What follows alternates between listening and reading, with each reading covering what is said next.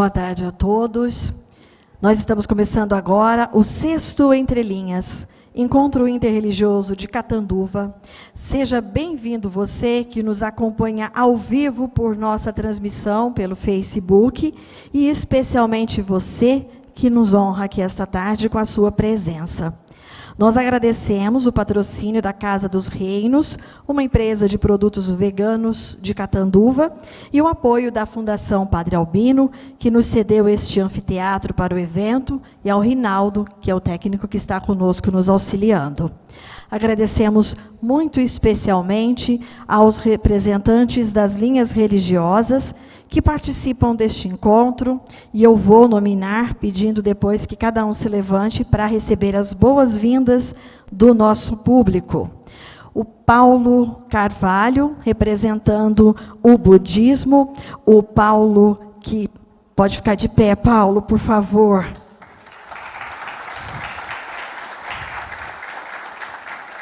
O Paulo, que é do CIEB de São José do Rio Preto, obrigada pela presença.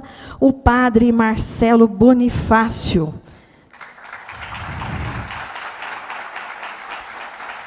Obrigada pela presença, padre. Nós temos ainda o Nilton Marto Vieira da Cruz, representando o Espiritismo, que é da Associação Beneficente Amigo Germano. Ainda o Jihad Samur, representando o islamismo.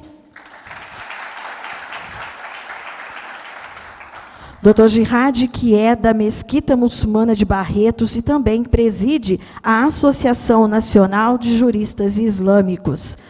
O pastor Júlio Zanini, representando o protestantismo. Pastor que é da Igreja Evangélica Recomeçar e também da Associação Recomeçar. O Antônio Aparecido Ranzani, Toninho, representando a Umbanda. O Toninho, que é do Templo Luz Universal, Pai Joaquim de Caridade. E temos Daniele Macri, representando Yoga e Espiritualismo. A Dani, que é do Espaço Bija Maitre. Bom, nós registramos com alegria a presença de cada um de vocês aqui nesta tarde, mas queremos agradecer muito especialmente ao José Arthur, que já esteve participando conosco, também falando sobre o Espiritismo. Então, muito obrigada, viu, pela presença e pela companhia aqui conosco hoje, pelo prestígio. Como já foi amplamente divulgado, no nosso encontro de hoje, assim como nos anteriores, os organizadores assumem todos os custos. E foi pedido a cada um de vocês que, se quisessem e pudessem, fazer uma contribuição para participar do Entre Linhas, e essa contribuição será doada, será destinada à Casa de Apoio à Criança de Catanduva. Os dirigentes da casa também fazem parte da organização do nosso evento. E estes voluntários estão aqui e podem, no intervalo ou no final, responder as perguntas que vocês possam ter, ou dar informações sobre a casa, como funciona, como ela atende, e, se vocês quiserem, como é possível fazer doações. Hoje o nosso encontro vai dialogar sobre a dor do outro. Algumas pessoas chamam de empatia, essa capacidade que muitos têm de se colocar no lugar do outro, de não tentar minimizar nem desmerecer a dor que o outro sente, e saber ouvir. E ainda mais, dizer: você não está sozinho, eu estou aqui. E para falarmos sobre esse sentimento, nós dividimos os 7 participantes em 2 grupos. Cada um terá até 15 minutos para expor o seu pensamento, mas, se não precisar, ele não precisa utilizar todos os 15 minutos. E após a primeira rodada, nós teremos um pequeno intervalo com um coffee break vegano, proporcionado pela Casa dos Reinos. Depois, voltamos para a segunda rodada, e depois das exposições, nós teremos espaço para perguntas. Essas perguntas deverão ser feitas por escrito. Há voluntários aqui na frente, lá no fundo. Olha, todo mundo levantando a mãozinha. com bloquinhos de papel e caneta, caso vocês queiram já, no decorrer das palestras, já escrevendo as perguntas. Ao final, os participantes, os nossos representantes vão responder as perguntas e depois disso cada um terá 3 minutos para as suas considerações finais. Importante destacar que o nosso encontro sempre segue alguns pressupostos que a gente chama de regrinhas básicas, né? É uma proposta meramente expositiva. Não há debates, não há críticas, não há réplicas do público. Apenas ouvimos as exposições com profundo respeito e gratidão e cada um tira o proveito que puder e quiser. Assim, cada palestrante vai se limitar a expor conforme os preceitos da sua religião, sem qualquer comentário sobre as manifestações dos outros palestrantes e sobre os preceitos de outras crenças. Esta é mais uma oportunidade para aprendermos um pouco sobre a religiosidade, para exercitarmos a tolerância, o respeito pelos pensamentos e crenças alheios e de praticarmos a fraternidade. Também é uma forma de pensarmos sobre a nossa empatia, em qual nível ela está. Vamos iniciar, então, os nossos trabalhos. Nós fizemos um sorteio, né? No grupo foi exposto a vocês a ordem das falas. Então, eu gostaria de pedir que os 5 primeiros já ocupassem o seu lugar à mesa, que serão Newton Marto Vieira da Cruz, do Espiritismo, a Daniele Macri, o Toninho, Pastor Júlio, o Paulo Carvalho. São os 5 que farão a sua exposição, nessa ordem que eu chamei à mesa. O primeiro a falar será o Newton, em seguida vem a Daniele, depois vem o Toninho, o Júlio e o Paulo. Então, vocês fiquem à vontade para já solicitar os papéis e as canetas para o caso de precisarem fazer as perguntas. Newton, o microfone é seu. A dor do outro, sob o aspecto do espiritismo. Fique à vontade. Gratidão profunda por estar aqui neste momento, por esse nosso encontro. Eu quero parabenizar a todos os organizadores, os idealizadores desse tipo de atividade, dizer que realmente isso é uma busca que a sociedade, que o mundo deve buscar. Eu queria iniciar dizendo da minha satisfação em ter recebido o convite para participar desse banquete. Esse é um banquete que todos nós também devemos estar buscando estimular a participação das pessoas.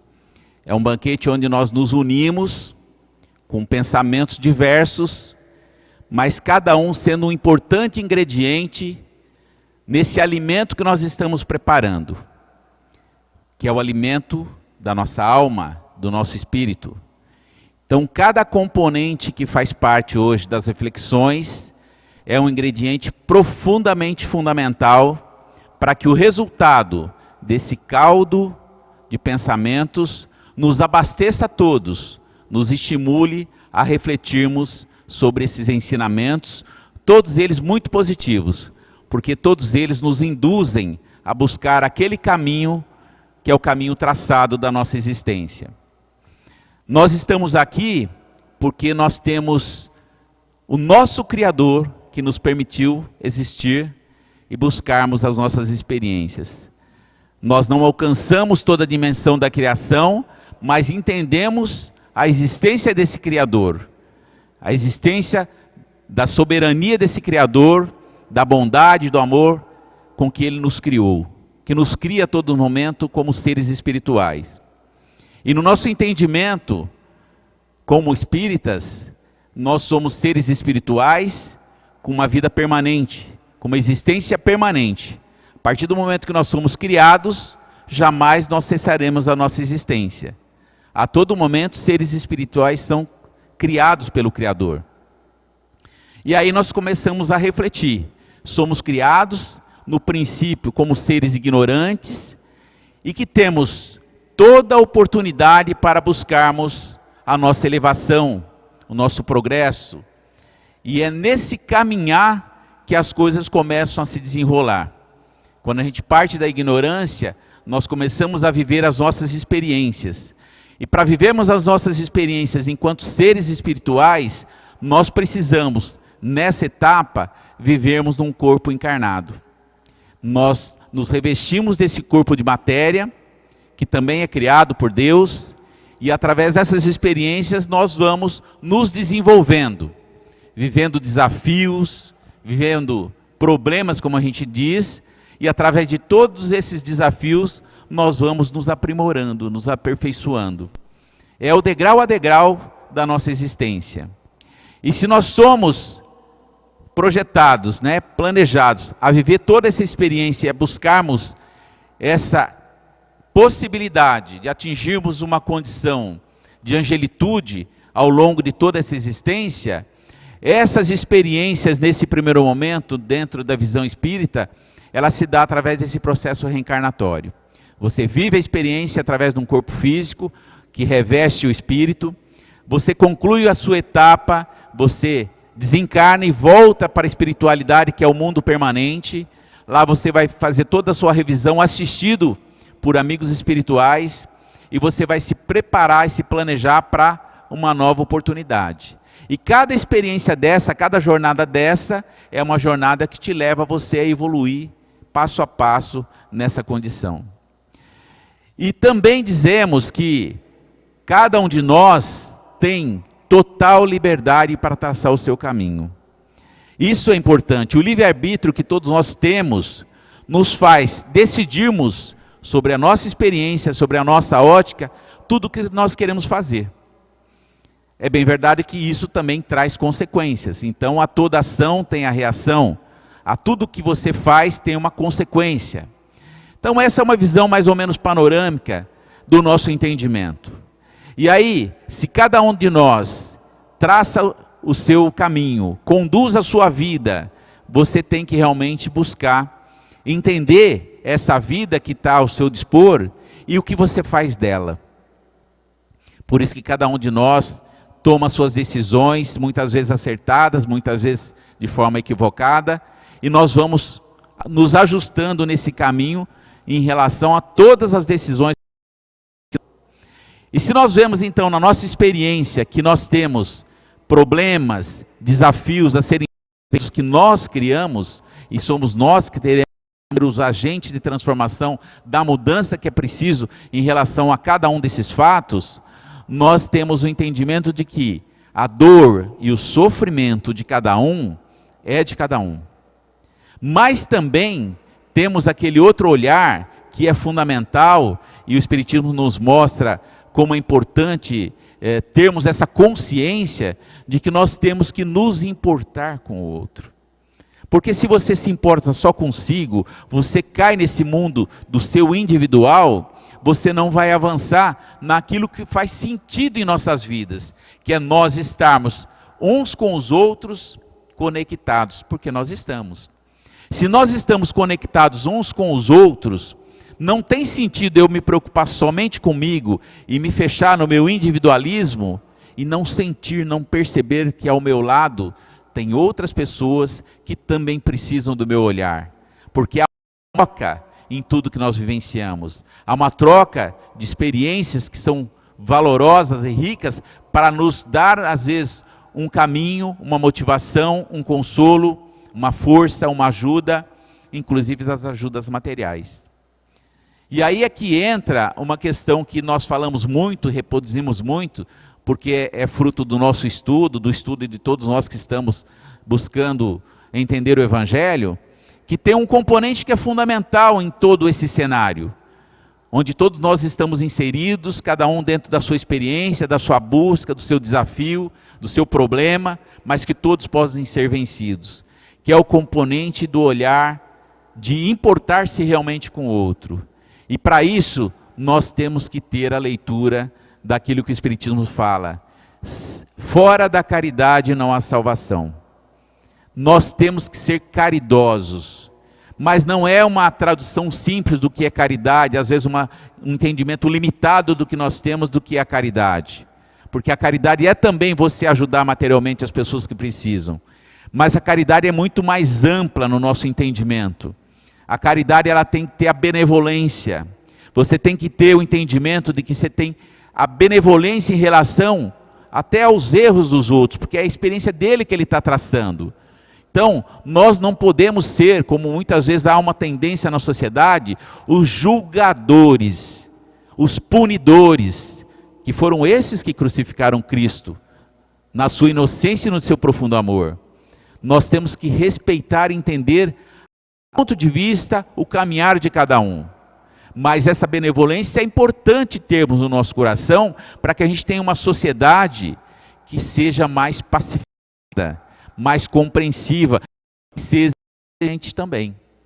E dentro do nosso sofrimento individual, do nosso problema, do nosso desafio, nós não podemos cair também naquela ação de que, eu tenho que sofrer mesmo, eu vou ter que sofrer e cruzar os ossos. Aquilo que você está passando, o sofrimento, a sua dor, tem que desafiar.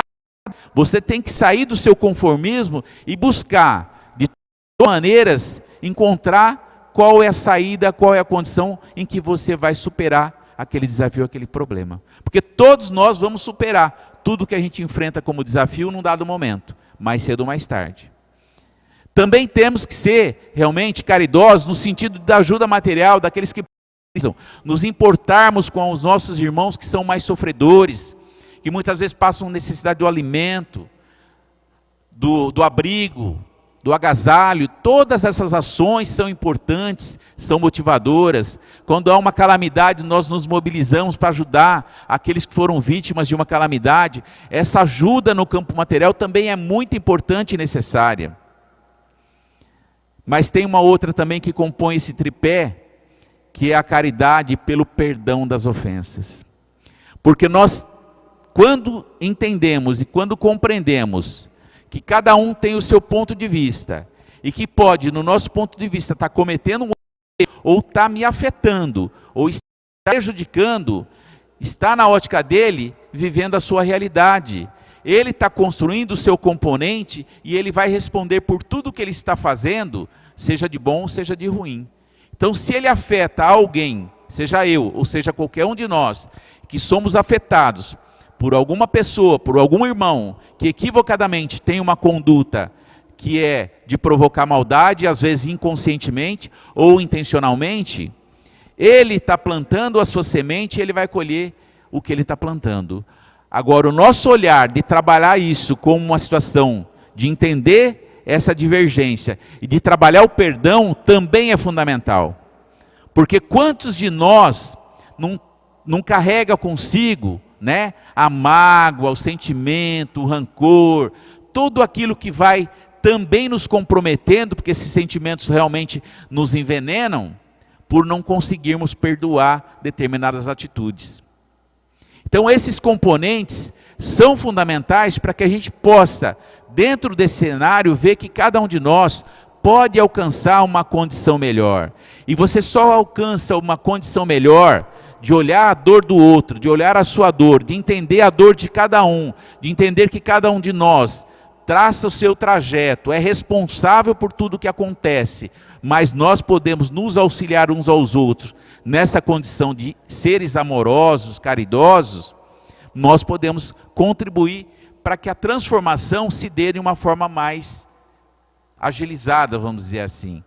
Que a gente possa avançar no progresso de todos nós humanos para condições melhores. Nós dizemos que nós estamos entrando numa outra condição do planeta. Toda essa transformação que ocorre no dia a dia, em cada um de nós, e no planeta e no universo, nós estamos entrando numa nova fase do planeta. É uma fase onde a gente vai aprender um pouco mais profundamente o que é o amor. Porque a gente ama, mas cada um hoje está numa condição do que nós compreendemos, limitada. O amor mais profundo, nós estamos muito distantes de alcançar. Mas a gente sabe que nós temos um exemplo, o amor maior de toda a humanidade que habita o planeta Terra, que é o amor que trouxe todos os nossos ensinamentos, que o Evangelho de Jesus é a luz da humanidade, onde nós devemos beber e buscar dessa fonte para fazer essa transformação. Então é aí que a gente abastece, busca estudar, refletir, ter essa consciência ampliada e fazer esse movimento de transformação interna e externa para que a gente possa avançar enquanto humanidade. Nós nos influenciamos uns aos outros a todo momento. Então é muito preciso que a gente faça a influência nessas questões que são aquelas que dão sentido às nossas vidas. Há um equívoco nesse momento, mas faz parte da condição que nós estamos vivendo, que nós estamos num momento de cenário de política, onde há um acirramento do enfrentamento, né, das disputas, das discussões, e as pessoas perdem a razão, porque não refletem que isso é uma situação importante, a questão política, quando ela for vivenciada na sua plenitude, ela vai contribuir para o interesse público, mas que hoje a política é limitada porque os políticos são limitados, mas é um processo de desenvolvimento. Nós não devemos criar agressões, intolerâncias. De todas as maneiras, a intolerância hoje, ela não cabe mais. Mas há muitas pessoas que acham ainda que podem julgar e apontar o dedo e criticar qualquer que seja a opção religiosa, partidária, sexual, qualquer que seja a religião, as pessoas têm ainda algumas essa compreensão de que elas podem agir e apontar o erro dos outros, e não é assim que funciona. Então, quando nós nos importamos com o outro, nós sentimos que às vezes aquela pessoa precisa da nossa presença, que na sua dor, no seu sofrimento, às vezes, aquilo que a gente coloca como componente de uma conversa, de um diálogo, de uma ajuda, de um abraço, o abraço tem um poder transformador. E nós muitas vezes nos deixamos de nos abraçar, de abraçar uma pessoa que às vezes está carente e que precisa daquele momento do abraço para que ela possa despertar dentro de si a crença de que ela tem força, ela tem capacidade, ela pode reagir e ela pode superar qualquer desafio, qualquer problema dentro da dor que ela está vivenciando. Então é construir esse outro olhar que nos une a todos, que faz com que todos nós possamos compreender que todos nós estamos caminhando juntos, um ao lado do outro, com algumas diferenças de pensamentos, mas todas unindo na mesma busca que nós vamos alcançar. Eu tenho esse olhar meio, assim vamos dizer, precário, mas eu tenho esse olhar de uma experiência que eu tive de infância, que me marcou muito, porque minha avó, ela era da Congregação Cristã do Brasil, e todo dia que ela ia no culto, ela levava os netos. Ela tinha dificuldade de andar, então ela levava os netos para acompanhá-lo. E a gente voltava daquele culto, que a gente participava como criança, mas com todos aqueles hinos, com aqueles ensinamentos, com aquelas palavras, a gente trazia alguma coisa diferente dentro da gente. Meu avô era espírita. Aí eu ia no centro espírita, na evangelização infantil da tia Cida, e vinha com aquele outro ensinamento. Aí minha mãe era católica, eu ia na igreja católica. Gente, isso não vai dar uma confusão? Muito pelo contrário. Nós não temos limite, nós não temos barreiras, nós temos que realmente buscar. Isso foi uma ajuda para mim, para aquilo que eu olho hoje e vejo, que nós podemos nos frequentar, nos conhecer, nos habitar uns aos outros, dentro da casa de cada um, porque todas elas são as casas do nosso Pai. Então, eu acho que é essa mensagem que eu queria trazer, de que é muito possível cada um de nós se embeber desses melhores e profundos sentimentos, que são os sentimentos que Jesus nos ensina, para que cada um de nós se fortaleça nesse ensinamento, nesse evangelho, nessa união, nessa paz e nessa harmonia. Muito obrigado.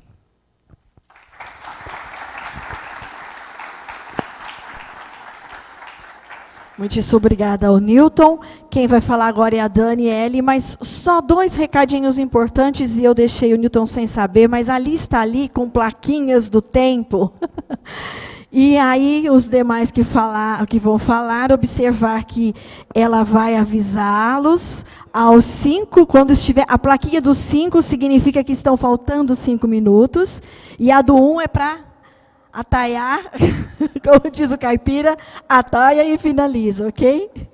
E o outro recado é para vocês, que ao deixar, por favor, digam no papelzinho a quem ela se dirige, e por gentileza, deixem uma foto, caso não dê tempo de todas serem respondidas, nós as encaminharemos aos palestrantes e pedimos que eles façam depois a devida resposta, combinado?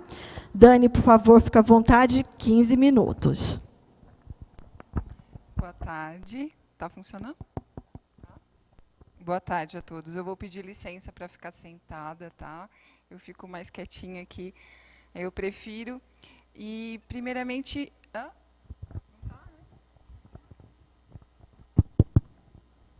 baixo? Tá bom? Tá muito baixo? Dá para aumentar?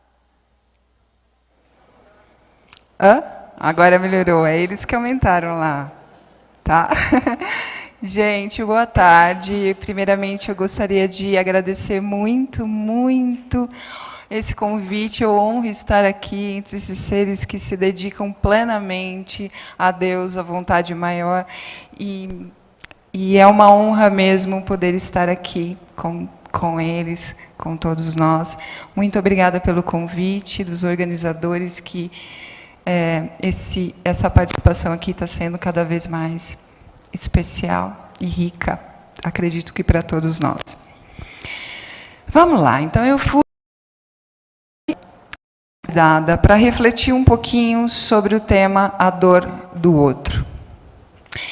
E a primeira coisa que me vem em mente é que nós somos todos interligados numa rede, numa malha fina e invisível de energia. Se um de nós sofre, sente dor, cai, todos os outros também sentem. Através dessa ligação, que não está só inserido a humanidade, mas o reino animal, o reino vegetal, o reino mineral. Então, no momento que um de nós sofre, todos os outros sentem também. Não tem como a gente não sentir. Você pode não estar atento, mas você sofre também quando o outro sofre. Da mesma forma, quando alguém se liberta, quando alguém se cura, quando alguém se renova, quando alguém se encontra, todos nós também sentimos esse reflexo por essa malha fina, invisível que nos une.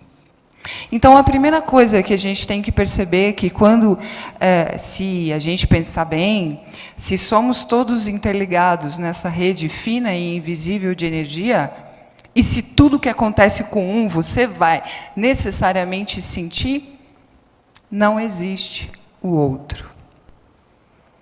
Somos um só. Não existe o outro. Mas para que a gente possa sentir isso de verdade, a gente precisa se conhecer muito. É muito fácil falar, somos todos um, mas sentir isso na veia vai precisar de muita coragem para escutar o chamado da dor na sua vida. Para que existe a dor? Para que existe o sofrimento? A dor, ela é maravilhosa, não é? Você está ali distraído, coloca a mão no fogo, de repente você sente dor. Opa! Então, a dor te alertando. Tem alguma coisa errada aí? Presta atenção. Vai ver o que está acontecendo com você. Só que a gente não encara a dor dessa forma. Como uma forma sagrada. De encontro conosco. De encontro com essa percepção de que nós somos todos um. Mas a gente foge dessa dor. A gente se distrai. A gente quer alguém que arranque essa dor de mim. Por favor, arranque essa dor de mim. Como se Deus tivesse colocado essa dor na sua vida à toa. Para que serve a dor? Sempre essa dor é um chamado do amor para que você possa se curar. Se encontrar. Dentro da medicina tradicional chinesa, toda dor é um reflexo de um conflito emocional, que é também regido por um padrão mental que está alimentando aquele conflito emocional e que está gerando uma dor física, por exemplo. Eu tenho dor no rim. O que está acontecendo comigo? Dores nos rins significam medo. Eu tenho medo. Se você parar para ouvir essa dor e vai perguntar para você que eu tenho medo do quê? Eu tenho medo do quê? E aí vem os padrões mentais. Eu estou sozinho aqui, eu estou perdido aqui nessa terra, eu estou me sentindo solitário, eu estou angustiado. Para que veio essa dor nos rins? Para você olhar para esse medo e para perceber o seu padrão mental de falta de fé. O seu padrão mental de que você está desconectado. Ou acreditando estar. Quando você ouve a sua dor, quando você mergulha no seu medo e que você mergulha naquela sensação profunda de solidão e vazio, naquele profundo vazio, sabe o que você pode encontrar? O todo, a divina presença, o puro amor te conduzindo. E aí eu encontro aquilo, eu encontro Deus em mim, some aquela crença de que eu estou só, some aquele medo e minha dor no rim magicamente desaparece. Isso acontece em relação a todas as dores. Gente, a gente precisa acordar. Problemas cardíacos, problemas de fígado, raiva, mágoa, problemas de joelho, orgulho, problemas de pulmão, problemas de pele, tristeza, problema nos pés, dificuldade de aceitar a vida na terra, problemas de dores de cabeça, pensamentos obsessivos, e adianta ficar tomando um monte de remédio e continuar permitindo que aquela mente pife. Toda dor é um chamado para que a gente encontre esse vazio. Para que a gente encontre nesse vazio todo e se fortaleça em relação à nossa missão. Que a gente encontre a nossa missão, que a gente encontre o amor. E aí, quando a gente encontra o amor, a gente sai da ilha. E aí a gente começa a perceber essa rede invisível de energia. E aí não tem como, eu vou servir. Eu vou ajudar o meu irmão. É natural isso, eu me encontro, eu começo a ser uma fonte de libertação a todos os seres. A pessoa saiu da ilha, ela tem que se doar, é natural, o amor deixando fluir. Então, um ser que se cura, que se encontra, que se renova, ele salva, ele ajuda muitos outros a perceberem que toda crise é uma oportunidade da gente renascer. Só que é bonito falar, mas a gente é testado o tempo todo. Eu tenho certeza que todos os meus irmãos aqui, a gente se sente totalmente conectado. Estou lá em estado de meditação, eu estou amando, Deus está comigo. Aí vem o teste. Você recebe uma ofensa. Hoje, o meu filho foi ofendido. E o que acontece com a gente? A gente se fecha. A gente perde aquela sensação plena, a gente fecha o coração, a gente sofre, e aí a gente começa a pensar de forma negativa e vingativa em relação àquele outro irmão, e você se esqueceu daquela rede. Mas tudo isso acontece por quê? Porque a gente tem que perceber que nós estamos longe do nosso objetivo central. Nós somos muito mal resolvidos. Estamos com o ego totalmente inflados e fora do caminho. E por isso a dor vem para falar, filha, filho, você não está bom ainda. Abre esse coração, abre esse coração. E assim como o Newton falou, o irmão Newton falou, a gente precisa, para se manter de coração aberto, sempre fora da ilha, eu preciso ter uma relação bem resolvida, já deu tempo? Eu preciso ter uma relação bem resolvida com o meu passado. Eu preciso aprender a perdoar quem me fez sofrer. Eu preciso aprender a perdoar os meus pais que não ofereceram para mim tudo o que eu esperava. Eu preciso aprender a me perdoar, que muitas vezes eu machuquei muita gente porque eu estava na ilha. E não adianta eu querer me punir ou me culpar. Eu preciso aprender também a pedir perdão. Tudo aqui dentro, tudo processando, tudo aqui em Deus, para a gente se libertar e fechar as portas para aquele ego mal resolvido. E poder estar no momento presente, de coração aberto, amando, auxiliando essa rede invisível de energia. E aí, não ter mais que ser chamado nem pela dor e nem pelo sofrimento. Porque se acontece isso com você, é um empurrão. Seria muita arrogância da nossa parte achar que o sofrimento é algo ruim. Porque senão Deus não deixaria acontecer isso conosco. Sofrimento não é algo ruim. Você que não sabe enxergar, você que não sabe aproveitar o sofrimento para se transformar, para renascer, para aprender a amar. Então, a nossa função aqui é uma função muito importante de aprender a abrir o coração, de estimular os outros a se resolverem para abrir os corações e a gente formar uma rede linda de amor. E para começar a ouvir a dor como um chamado do amor. E para que a gente possa ser amor, sempre. Quanto tempo? Uau, eu tive que falar rápido, aí veio uma empolgação, tá? Desculpa. Eu gostaria de convidar vocês para uma meditação, se vocês quiserem me acompanhar. Que é uma meditação que tem a vibração do perdão. A vibração do perdão é o som do mantra Ma.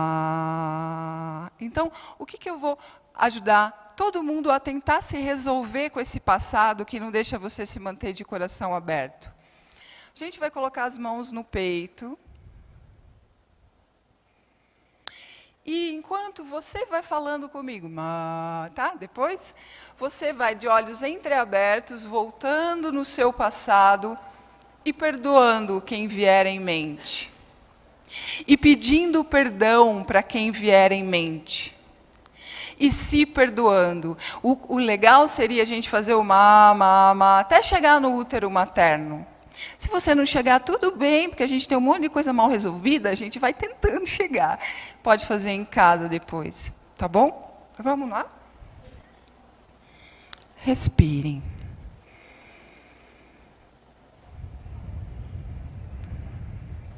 E a gente começa a falar, deixar os olhos entreabertos, deixar o seu coração aberto, pedindo perdão, perdoando. E se perdoando, enquanto a gente vai emitindo o mantra do perdão. Inspira.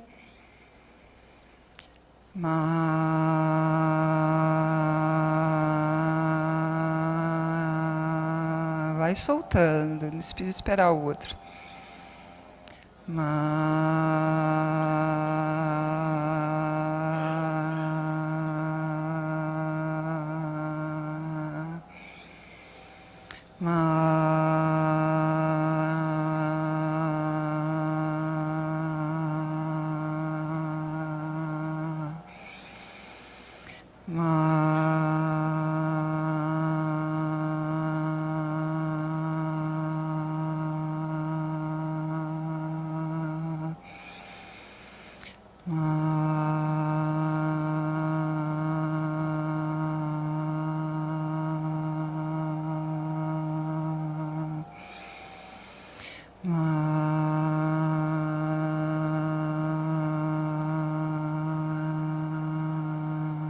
Pela última vez.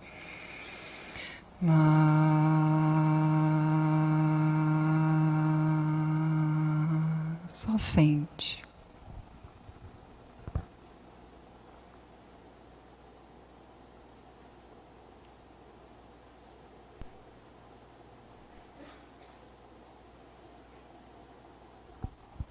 Mais uma vez falando que a gente possa sempre ouvir a dor como um chamado do amor e que a gente seja cada vez mais puro amor. Gratidão.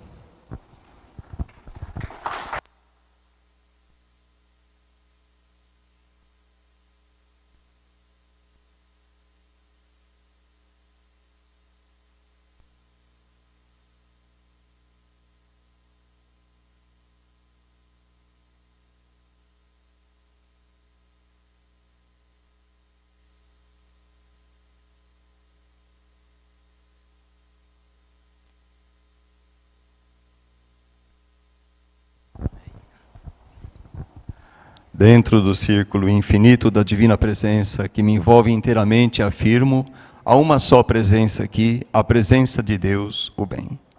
Desejo harmonia, amor, verdade e justiça a todos os meus irmãos. Com as silenciosas vibrações dos nossos pensamentos, somos fortes, sadios e felizes, formando assim um elo de fraternidade universal. Estou satisfeito e em paz com o universo inteiro e desejo que todos os seres realizem as suas aspirações mais íntimas. Dou graças ao Pai invisível por ter estabelecido a harmonia, o amor, a verdade e a justiça entre todos os seus filhos. Louvado seja nosso Senhor Jesus Cristo, que nos possibilita este encontro em seu santo nome. Louvado seja o Senhor Buda, que nos possibilita este santo encontro em seu nome. Louvado seja o Senhor Krishna, que nos possibilita este santo encontro em seu nome.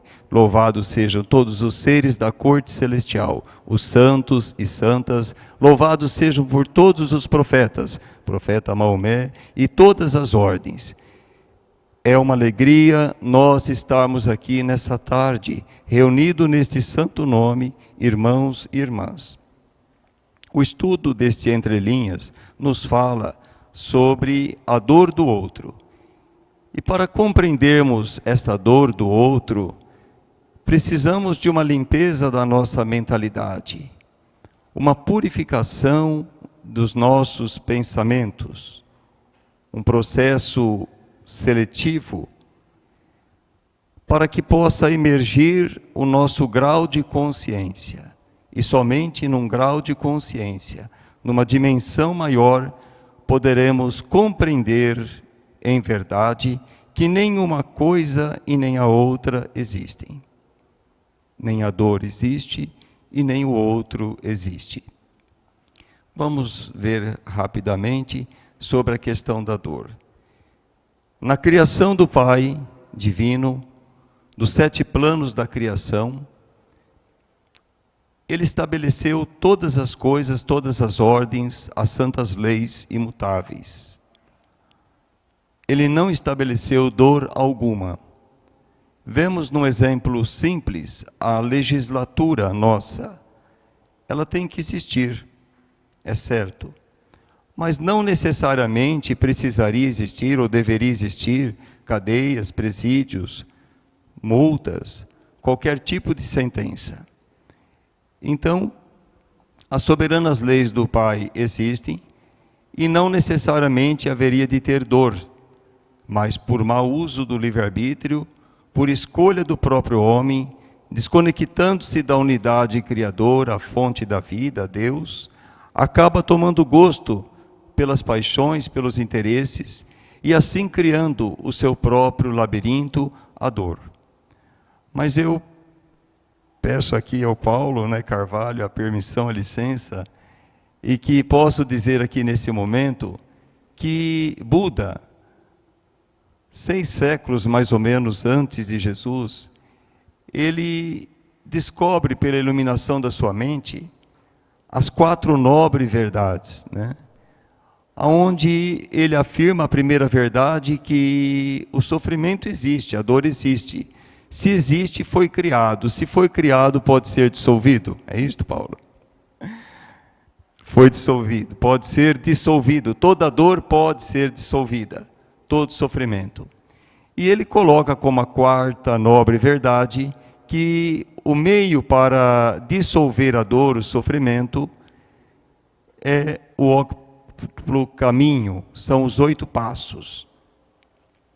E aí a gente pergunta, mas como são esses 8 passos, atenção correta, concentração correta, compreensão correta, pensamento correto, palavra correta, ação correta, modo de vida correto, esforço correto. Mas como conhecer esses 8 passos para dissolver a dor? Como aplicar? Isto é um estudo fino, que requer de nós uma limpeza da mentalidade, uma purificação de nossos pensamentos, para que possamos ganhar tempo e não perder tempo. Jesus falou sobre isto de uma forma resumida. Sede perfeito como perfeito é meu Pai que está nos céus. Aí compreende todos esses 8 passos de perfeição.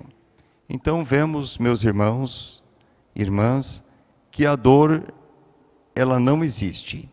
Ela pode ser dissolvida uma vez que ela é criada pelo ego inferior, o ego humano. O outro, sou eu também. Bem colocou o Newton, a Daniela, bem colocou, por essa conexão divina que todos nós temos, somos, dentro desta conexão divina. É por ausência desse grau, dessa dimensão de consciência, que nos vemos separados um dos outros. E vamos assim denominando e taxando todas as coisas como separadas, inclusive a religião. Onde começa aí um grande problema, onde a religião do outro, na verdade, é a religião minha também, é a nossa religião. Então, nós vamos compreender que, dentro desta visão, a nossa comunhão nos faz perceber que esse outro não existe. Só existe Deus, só Deus existe. E tudo é Deus. E tudo volta a Ele. Para compreender tudo isto, num grau mais profundo, eu me recordo aqui um iluminado que teve na Índia, mais ou menos 300 anos antes de Buda. Então isso deve dar mais ou menos 900 anos antes da nossa era cristã, chamado Ramachandra. E Ramachandra, ele faz um estudo profundo sobre as 7 chaves da revolução interior. As 7 chaves da revolução interior. E ele conclui esse estudo falando de 4 passos. 4 passos. O primeiro passo é ter uma religião. Assumir uma religião. O segundo passo é dedicar-se, ser dedicadíssimo à religião. O terceiro passo que Ramachandra coloca é abraçar todas as religiões. É certo que eu vejo que esse abraçar todas as religiões vem como uma consequência natural da consciência que vai se ampliando, onde não existe mais, a partir daí, a religião do outro. Reconheço esse terceiro passo no Papa Francisco. Ele abraça todas as religiões. Ele não prega diferença entre nenhuma.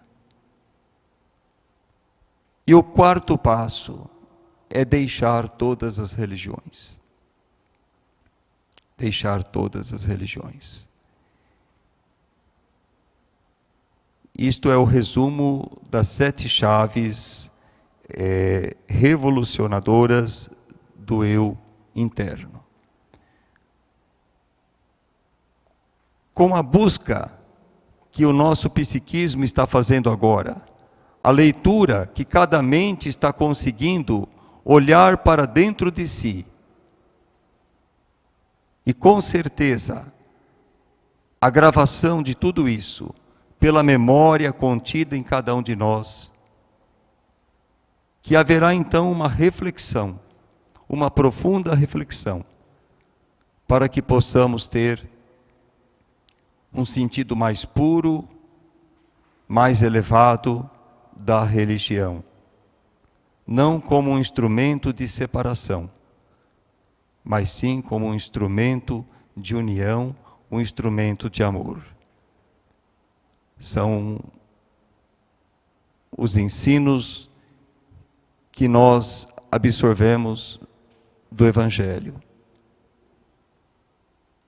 da Escritura Sagrada. Que dentro desta ordem possamos estar, então, formando essas silenciosas vibrações que vão expandindo para todo o planeta, por toda a humanidade, respeitando o tempo, a individualidade de cada qual.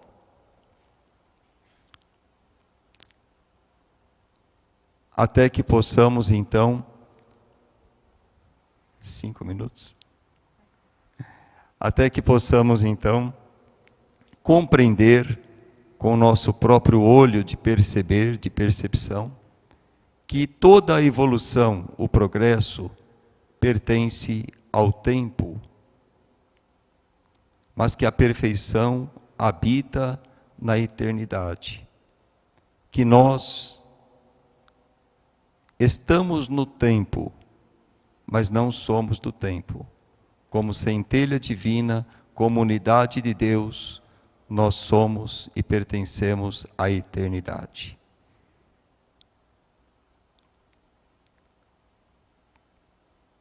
Com as faculdades da nossa mente, os poderes psíquicos,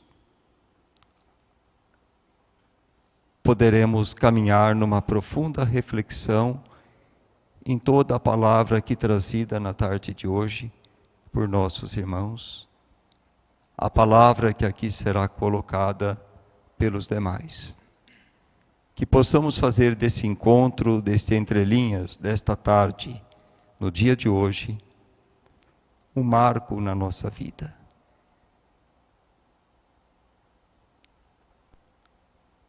A Umbanda, ela surge do termo sagrado, da palavra sagrada Aumpran, que é sagrada a lei de Deus. Então, onde a Umbanda reconhece e nos faz enxergar que tudo é sagrada a lei de Deus. Muito obrigado, Dr. Wagner, toda a equipe organizadora. Gratidão a todos os buscadores, buscadoras que aqui se encontram. Gratidão aos nossos irmãos líderes do movimento glorioso de despertar de consciência.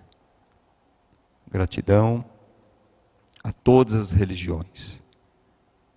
Muito obrigado.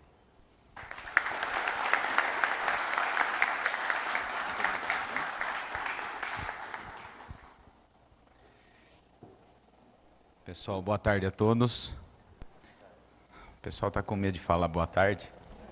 Boa tarde. Eu já vou tomando a frente. Eu sou assim, é bem legal ver vocês rindo. E eu gostaria muito que vocês participassem comigo. Nesses 15 minutos que eu tenho certeza que esses 15 minutos serão marcantes na vida de cada um de vocês. Assim como foi os 15 minutos do Newton, da Daniela, do meu irmão, como? Toninho. E assim será também com meu irmão. Eu não gostaria de dizer eu represento uma religião chamada protestante, mas sim cristã. Porque eu represento a Cristo e os seus ensinamentos. E em cima do tema que nos foi proposto, a dor do próximo, eu gostaria de dizer algo profundo para que todos nós possamos fazer uma reflexão em cima disso. É muito simples e é muito inteligente o tema, muito bacana, quando a gente fala a dor do próximo.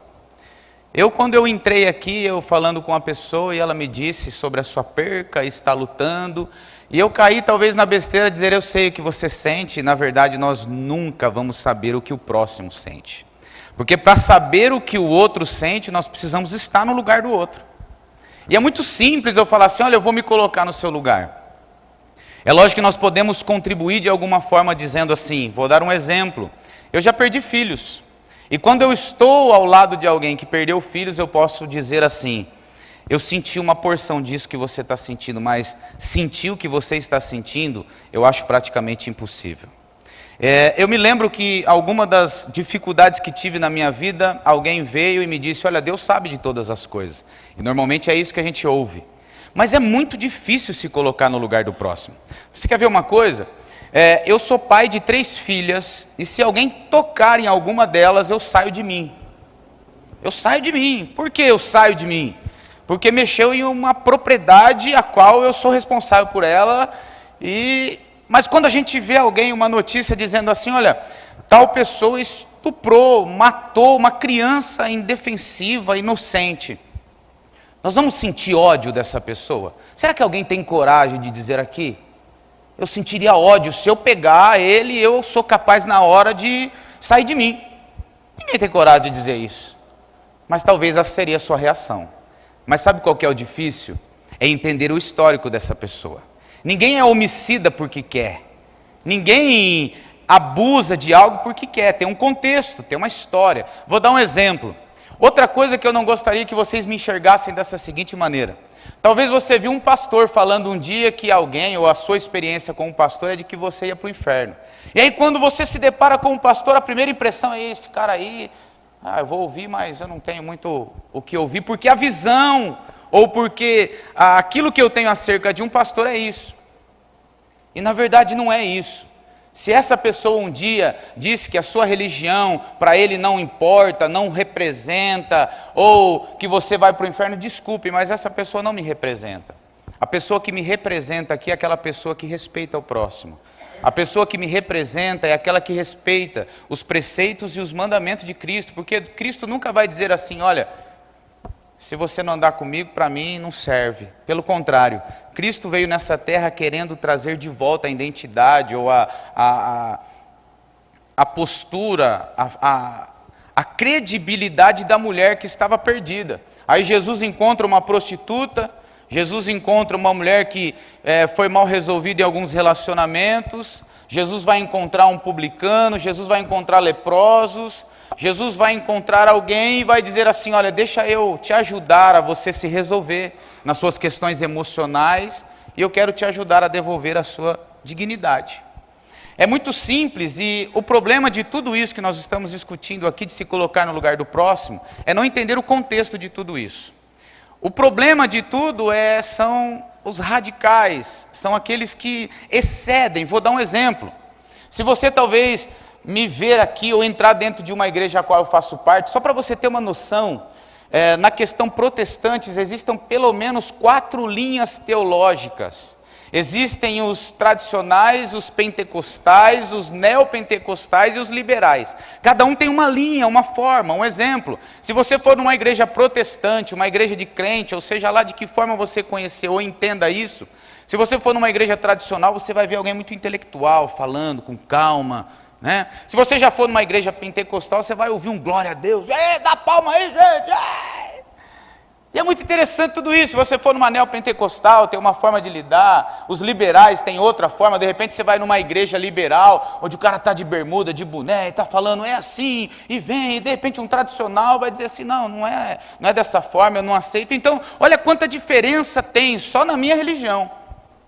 Só que o problema maior é o seguinte, quando eu vejo uma pessoa, seja corintiano, palmeirense, são paulino, na rua gritando, e tem o símbolo do seu time aqui, o boné, e se você olhar para ele vai dizer, o que é, mano? Aqui é Corinthians, né? Aqui é... Então ele já é uma pessoa para mim radical. Eu particularmente não sou essa pessoa que você vai me ver na rua, expressando de uma forma assim, doida, essa questão toda, mas quando eu estou no meu culto, quando eu estou no meu ambiente, talvez você vai me ver pulando, talvez você vai me ver levantando a mão, e eu...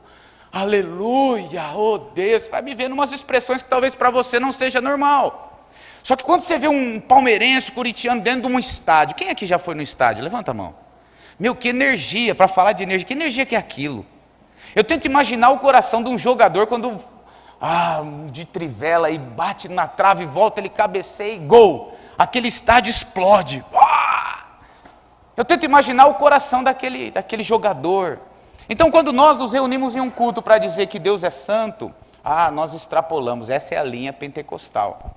É dessa linha que eu faço parte. Então, de repente, vai ter alguém que não conhece isso, vai num culto desse, vai falar, meu, esse povo é tudo doido. E, em parte, somos todos doidos, né? Em parte, somos todos, como a nossa amiga Daniela disse, e em várias áreas da nossa vida somos muito mal resolvidos, precisamos nos resolver primeiro.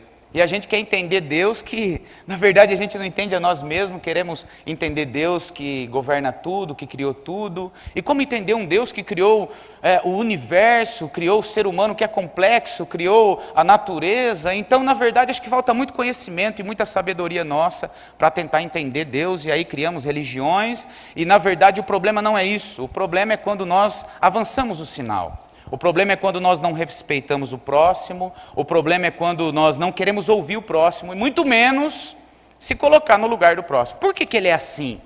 E na verdade a gente não dá espaço para alguém falar. Então, eu já fui falando e me antecipando e não fiz os agradecimentos. Mas em cima disso eu quero agradecer pela oportunidade de eu falar um pouco de mim, um pouco da minha religião, para que nós que estamos aqui venhamos a desconstruir uma fortaleza que criamos por causa de preconceitos, dizendo, olha, a experiência que eu tive com um budista não foi boa, então eu vou olhar para todos os budistas e vou dizer assim, meu, para mim não serve. E na verdade você não se permitiu conhecer outras pessoas, porque vai ter alguém que representa em partes uma religião que tem atitudes que não condiz com aquela religião. Vai ter pessoas da minha denominação, da minha religião, que falam e fazem coisas que não condiz com aquilo que nós fomos ensinados. É lógico que muita gente é ensinado, porém pratica muito pouco. Aprendemos muito e praticamos muito pouco. O segredo de tudo isso se resume numa questão interessante. Eu tenho que respeitar o meu próximo, e cada um aqui tem uma vertente, tem uma linha, se sente bem em determinadas situações, e vão para frente. A única coisa que eu peço, só se permita, dê o direito da fala, ouça, tente entender antes de julgar. Porque nós temos essa questão dentro de nós, a gente já não serve, eu excluo. Então eu acho que não é isso o que a religião deve pregar, não é isso que deve ser os nossos ensinamentos. Mas interessante que eu preciso ir para o fim e falar sobre esse tema, a dor do meu próximo. E eu te pergunto, quem é o seu próximo? Em Lucas, no Evangelho de Jesus Cristo, um religioso. Porque essa palavra religioso era alguma coisa que eu não gostaria de ser reconhecido como um religioso. Eu gostaria de ser conhecido como cristão. Como ser humano, alguém do bem, alguém que possa olhar e dizer assim, olha, essa pessoa tem um brilho diferente, essa pessoa é diferente, é assim que eu gosto de ser chamado. E chega um religioso especialista, a escritura do Evangelho diz que ele era especialista, e ele vai perguntar, tentando incriminar Jesus, tentando contradizer, ele vai dizer assim, olha, como eu devo fazer para alcançar a salvação eterna, e como é que eu devo fazer? E ele pergunta, e Jesus responde, diz como diz a lei, naquilo que você acredita, ele diz assim, olha, eu acredito que eu devo amar a Deus sobre todas as coisas e o meu próximo como a ti mesmo. Então, se nós estamos falando da dor do próximo, eu preciso fazer uma pergunta para você, quem é o teu próximo? Talvez você ache que o teu próximo é aquela pessoa que está aqui do seu lado agora. Será? Eu vou dizer para você que o meu próximo vai começar dentro da minha casa. E eu te faço uma pergunta, talvez aqui nós buscamos tantas coisas, como na área profissional. Tem alguém aqui que mergulhou na área profissional e ele só olha para a área profissional. Só que o filho está gritando dentro de casa, dizendo assim, ô pai, me dá uma atenção. De repente a mulher está machucada, a dor do próximo, só que ela não consegue se expressar para o marido, que não dá espaço, ele é tão religioso, ele é tão focado na área profissional, ele é tão focado na área espiritual, seja lá qual área, ele está tão focado que ele se esquece do próximo. Ele não consegue entender a dor do filho que está gritando, ele não consegue entender a dor da esposa que está gritando, ele não consegue entender a dor do pai e da mãe que está gritando, esse é o próximo dele, ele não consegue entender. Ajuda tanta gente lá fora, faz o bem para tantas pessoas lá fora. Se nós agora pudéssemos abrir a janelinha da alma e realmente a nossa alma expressar tudo aquilo que estamos sentindo, será que nós não iríamos ouvir gritos, pedidos de socorro? Isso dentro da nossa própria casa. Eu faço visita toda quarta-feira dentro da cadeia. E o que eu mais vejo lá são almas que gemem. E o meu ensinamento diz assim: visitem os presos como se vocês estivessem presos. Hebreus capítulo 13, versículo 5. É isso que eu procuro fazer, mas eu percebo a cada dia que eu estou tão longe de alcançar aquilo que o meu Deus quer para a minha vida. Mas eu vou tentando me aproximar dele através das pessoas. Eu vou tentando me aproximar dele através dos gritos de socorro. Será que se eu chegasse na minha casa hoje e Deus me desse a oportunidade de abrir as janelas da alma dos meus filhos, será que eu tenho condições ou habilidade para dizer: filho, fala, porque eu não vou agir como eu estou acostumado, na pancada, ou não dar o direito de falar. Meu amor, me fala, o que é que está acontecendo com você? Sentir a dor do próximo é muito mais do que estar do lado, é muito mais do que você tirar um qualquer ou suprir com uma necessidade básica, é você tentar descobrir qual é a necessidade do mais profundo da sua alma. E talvez tem pessoas dentro da minha casa que só estão precisando de falar, só estão precisando ser amadas. A dor do próximo não é simplesmente se colocar no lugar do outro, é entender quem é o meu próximo. E eu termino fazendo uma pergunta: você tem atendido muito bem o seu próximo? Como é que está a sua casa? Para mim, ser um pastor, há um requisito muito importante na minha religião. Precisa ser marido de uma mulher e cuidar bem da sua casa, porque aquele que não cuida bem da sua casa, ele vai cuidar das coisas de Deus. Algo que eu tenho procurado dentro da minha casa, minha esposa está me ouvindo aqui, é tentar ser um bom pai, um bom marido. Esses são os meus próximos. Porque não adianta nada eu ganhar o mundo e perder a minha própria casa. Interessante eu falar para um auditório aqui, talvez de 5.000 pessoas, tentar transparecer o máximo de alguém, depois que eu terminar a minha fala, dizer uau!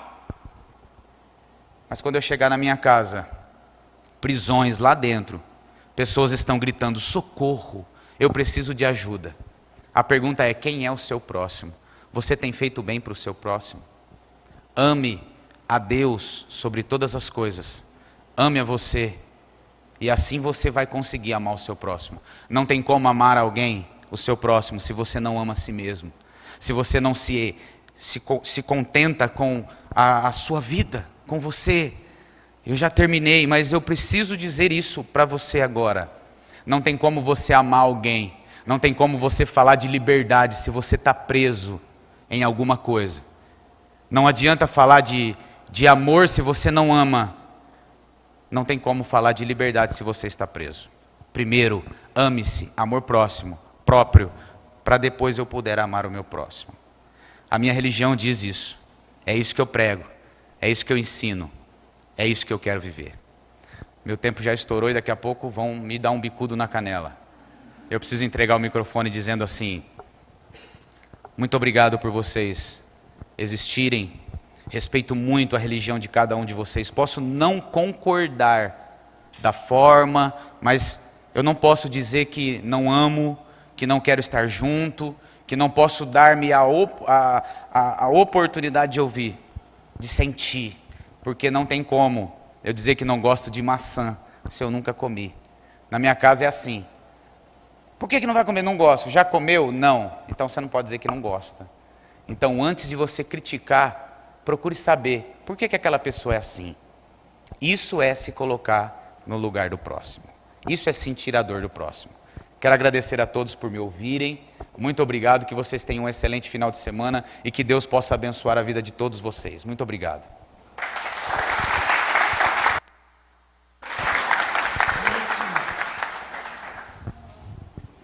Boa tarde a todos. Eu vou pedir licença para ficar sentado também, porque eu sou muito desajeitado. Aí quando eu fico em pé, eu fico tão preocupado de fazer alguma besteira, ou de chamar mais atenção com a forma do que com o discurso. Então eu fico quietinho aqui, que assim eu não faço bagunça. Como é bom ouvir essa gente, né? É muito bom. Eu acho muito bonito ver como a multiplicidade das manifestações, das formas de fé, confirmam alguns dos elementos que essas diversas formas de fé têm em comum, no sentido de dizer que Deus pode ser visto nos olhos das pessoas porque habita o coração de todos os seres. Quando cada um fala da sua forma de crer, cada um fala de uma relação com um pai. E isso é muito bonito de ver, né?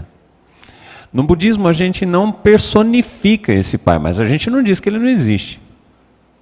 Agora, o ponto-chave que nos une em discurso hoje, esse aspecto da dor, para o budismo ele é um tema basilar, no sentido de que se não houvesse dor, não haveria budismo. Se não houvesse o sofrimento, o budismo não existiria. É paradoxal dizer isso, porque enquanto doutrina e enquanto forma de treinamento, espiritualmente falando e mentalmente falando, pelos budistas, na maioria das vezes, o budismo não é enxergado como uma religião, mas como um remédio. O Lama Padma Santen, meu mestre, costuma ensinar que o budismo é um remédio para dukkha. Dukkha é uma palavra que a gente usa para definir a circunstância em que a mente entra em turbilhões de geração de sofrimento pela alternância de circunstâncias em que a gente tem felicidades momentâneas, satisfações momentâneas, e essas satisfações se alternam com momentos contínuos de frustração. Um exemplo simples, que eu uso sempre, é o exemplo da compra do carro. A pessoa compra um carro zero, e ela fica muito feliz, muito contente com isso. Por quanto tempo? Ela fica feliz por alguns dias, até o primeiro risco, ou qualquer coisa desse gênero. De repente, aquilo que era uma fonte de satisfação e de felicidade se converte numa fonte de preocupação, ou às vezes até de desgosto, porque a pessoa comprou o negócio, achou que ia ser super legal e não era aquilo que ela esperava e por aí vai. Dessa mesma maneira, a nossa mente se relaciona com praticamente tudo sobre o que nós somos capazes de estabelecer projeções. Segundo os ensinamentos budistas, há entre todos nós um ponto sagrado em comum. O termo original para isso é Tathagata, que basicamente quer dizer a natureza búdica. A natureza búdica, vamos trocar em miúdos, significa o seguinte: todos nós trazemos dentro de nós mesmos a natureza de um despertar. Bud, a raiz Bud, em sânscrito, significa despertar. Buda é aquele que despertou. Todos nós, então, somos Budas em potencial, porque todos nós trazemos dentro de nós a essência daquilo que nos permite despertar. Agora, uma questão que pode ficar é: despertar do quê? Despertar desse mergulho num sonho de ignorância, através do qual nós nos embrenhamos num tipo de dor que se manifesta de diversas formas, mas que tem a mesma raiz, ou seja, é a mesma dor, é a mesma essência. Essa natureza búdica nos iguala. Seria muito interessante que nós pudéssemos nos reconhecer, então, como sendo seres que carregam dentro de si a natureza da iluminação. Só que para nós isso é super abstrato, não é? Sou um pouco estranho até falar um negócio desse. Nesse ponto, a dor nos iguala. A iluminação é um negócio que soa muito abstrato para a maioria de nós, mas a dor não. A dor todos nós conhecemos. Nós conhecemos a dor física, nós conhecemos a dor psicológica, nós conhecemos a dor emocional, nós conhecemos até a dor espiritual, de certo modo. E nesse ponto nós nos igualamos. Para pegar um eixo de raciocínio que nos permita entender aonde isso pode levar, eu vou começar falando sobre algo que meu mestre me disse no momento em que eu estava relatando muitas dificuldades com as pessoas. E ele me disse o seguinte: Paulo, o outro é você em outro mundo. Isso me chocou um pouco no primeiro momento, e ele seguiu explicando. Se você tivesse nascido na casa do outro, debaixo das orientações dos pais do outro. Se você tivesse vivido o que ele viveu, aprendido o que ele aprendeu, sofrido o que ele sofreu, passado pelo que ele passou, você agiria exatamente da mesma maneira como ele age. E um outro elemento que ainda coloca isso numa maneira mais intensa, tem a ver com o fato de que todas as nossas ações, todas as nossas escolhas, as nossas falas, a nossa maneira de tomar decisões e tudo mais que nos move, basicamente acontece nessa vida porque fazemos o que fazemos tentando evitar a dor e tentando obter satisfação.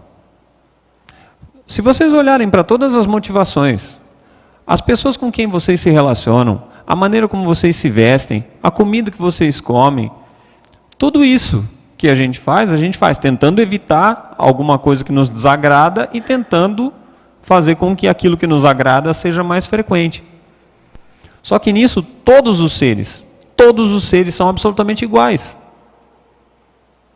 Nisso, por exemplo, nós não somos muito diferentes das vacas. Vamos falar que aqui nós estamos no interior, é fácil a gente pegar esses exemplos. Nós não somos muito diferentes das vacas, gente. Você vê uma vaca no pasto ao meio-dia, se tiver algum lugar com sombra, elas estão tudo debaixo da árvore.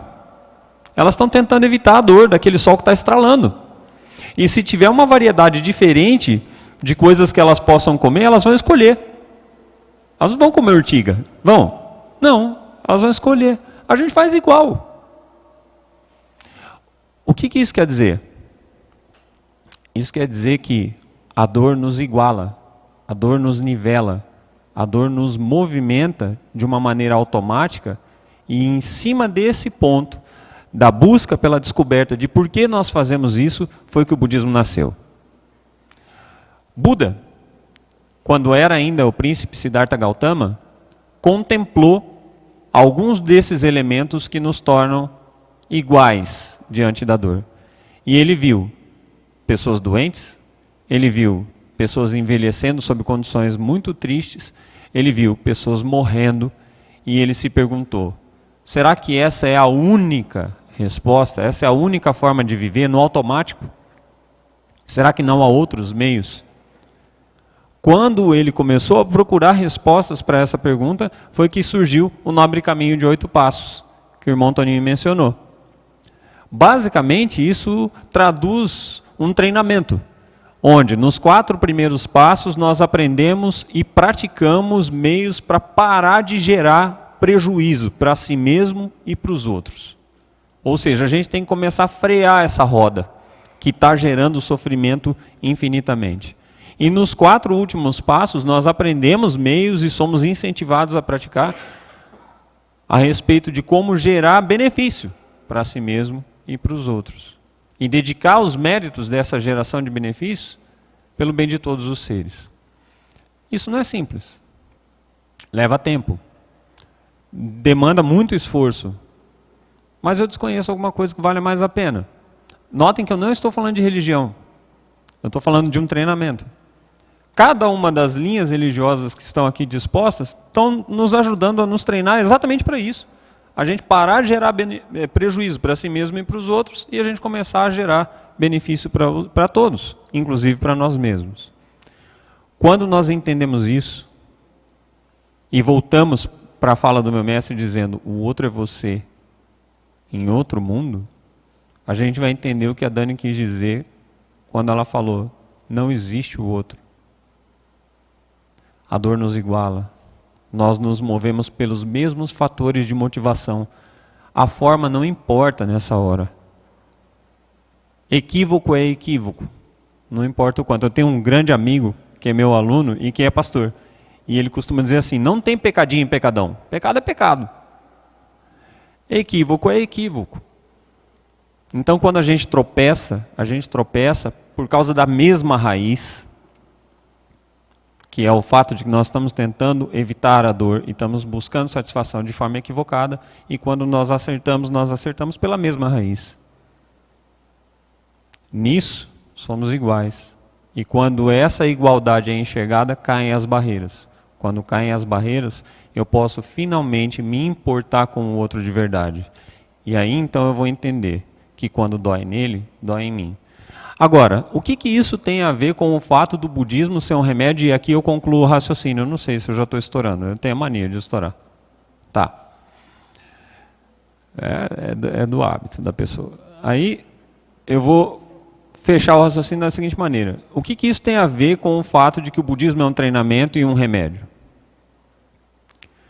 Quando você começa a modificar os ciclos de automatismo através dos quais você gera sofrimento para si e para os outros, cometendo equívocos e enxergando as coisas como elas não são, quando você começa a modificar esses elementos, você começa a desconstruir o que a gente chama de roda da vida. Você começa a quebrar os 6 reinos de geração de sofrimentos. Você para de agir por base em orgulho, desejo, apego, carência, medo, raiva, preguiça, inconsequência, inveja e competitividade. À medida em que você vai se treinando, você vai quebrando o seu vínculo com esses elementos como sendo pano de fundo para suas ações. Fazendo isso, você se transforma. Mas você não se transforma porque você agrega coisas, você se transforma porque você elimina coisas. Mais ou menos como se fosse um escultor lascando a madeira para revelar a imagem. Ele não agrega material, ele tira o que não é necessário, ele elimina o excesso. E aí então surge o ser iluminado. Quando você faz isso com você mesmo, você prova para o outro que é possível. Quando você faz isso com você mesmo, você abre uma porta para o outro fazer. Não dentro da sua religião necessariamente, mas dentro do surgimento dessa convicção de que é possível. E aí então, de acordo com as convicções dessas outras pessoas, de acordo com a abertura dos seus corações, elas vão buscar, cada uma dentro da sua compreensão, caminhos para fazer com que isso se torne uma realidade na vida delas. Se você quer fazer alguma coisa de verdadeiramente útil pela dor do outro, então, cuida bem da sua. Se mexe. Dá para mudar. Não entendam que a dor seja algo fixo e permanente. Não existe nada fixo ou permanente. Daria para falar dias a fio sobre isso. Porque quando eu digo não há nada fixo nem permanente, a gente fala de outra das bases da compreensão da dor, que é a impermanência. Mas isso é um assunto bem longo.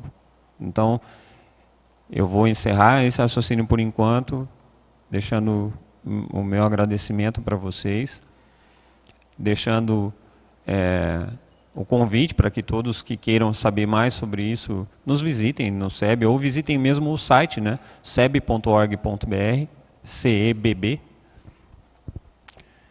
E como o Chagdu Rinpoche, o mestre do meu mestre, costumava dizer, na hora em que bater a dúvida diante disso, observem a motivação, o motivo para a ação. A raiz vai acabar aparecendo, sempre. Que essas reflexões todas nos valham essa disposição. É mais do que necessário e urgente. Que assim seja.